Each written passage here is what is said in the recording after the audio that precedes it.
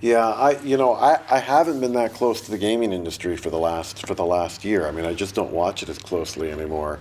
So this is definitely this is a perspective very much from a distance, and the trend that I think has continued. What happened about probably five, really in a big way, 5 or 6 years ago, was essentially a proliferation of platforms. In the old gaming business, you could really look at console generations and say that defined the major beats in the gaming industry.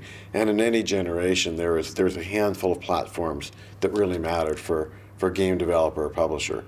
Then those platforms started to spread. There's Facebook and social. Then there are the apps. There's gamification, sort of kind of an interesting narrow sliver that's come out of that.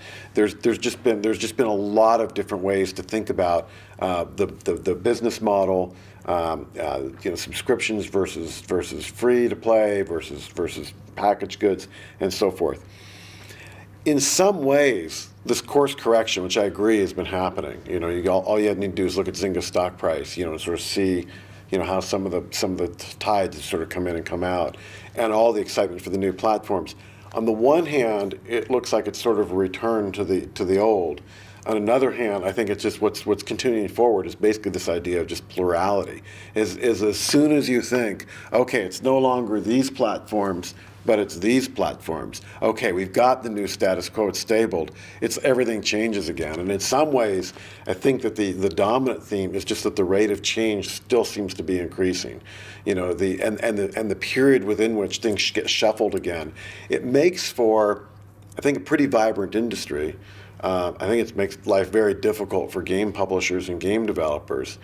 But for me, the underlying trend is the audience that plays games continues to grow. The devices and places where they can play those games continues to grow because, between phones and tablets and, God forbid people walk around with Google goggles trying to play a game. But the fact is that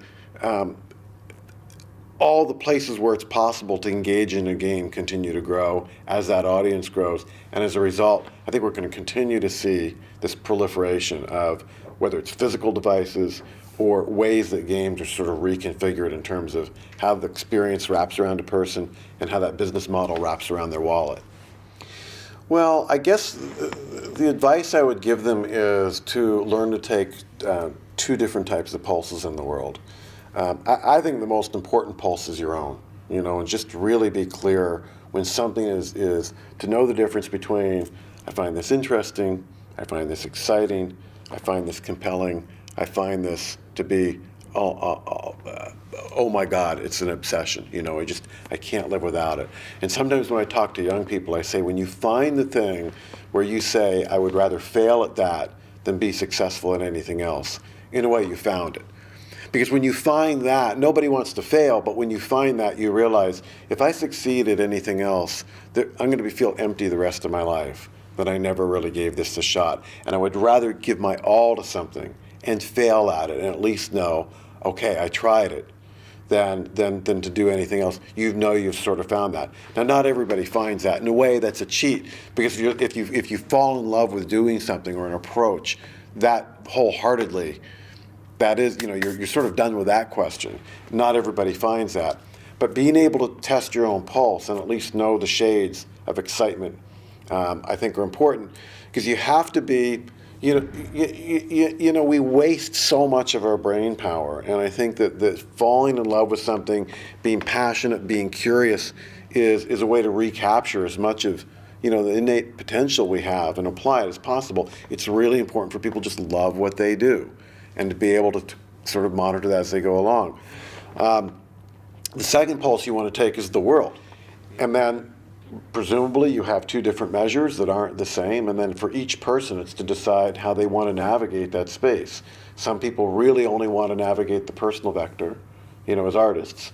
Other people really only care about navigating the commercial vector as technicians or visual, working in commercial industries like games or films.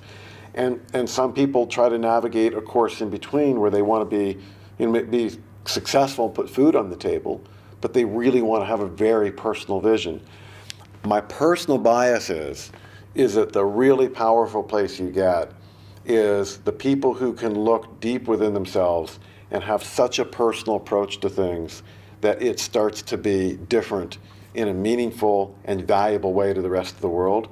That's a really wonderful place to be, where you say, the value I'm bringing to the world is not by saying, oh, that looks important, people value that, but you're looking within and you're digging so deep that you're finding things within that are new enough or valuable enough that the rest of the world values it as well. And you're actually able to put food on the table by being 100% true to yourself. That feels to me like that's a worthy goal. It's hard to hit, but it's not a bad start to navigate by, even if you never completely get there. This has been a great year at View. It really has been. It's been, the measures I always have for View, it's my 6th time at View. So, the first measure, am I having a great time? We're having a great time. But it's partly because the speakers are wonderful this year. It's a great community of speakers. And every year at View, it's partly, what are the individual speakers bringing to the conference and what are they talking about? But it's also how they gel together as a group. And just as a community, it's been wonderful. The other thing at the conference is it just seems a lot more crowded this year. It just seems like there's a lot more people at the conference. The people who are attending the conference, as always, it's a warm, appreciative audience. And all the speakers are saying that. We feel so welcome here. We feel so appreciated to come here as speakers. So that's been great. And I think everybody's having a good time. Here's a great measure. I've heard several people say, I gave one of the best talks I ever gave here. You never know if it's going to gel or not. But I've heard several people say, including Paul Devevics, who gives a ton of talks. I heard him just say, somehow it all came together. I feel like this is one of the best deliveries I ever had. Well, that only happens really when everything else is right. That's sort of a tailwind for the speaker, to help them give one of the best performances they ever gave. And when I start hearing speaker after speaker saying that, it's just like, something's working this year.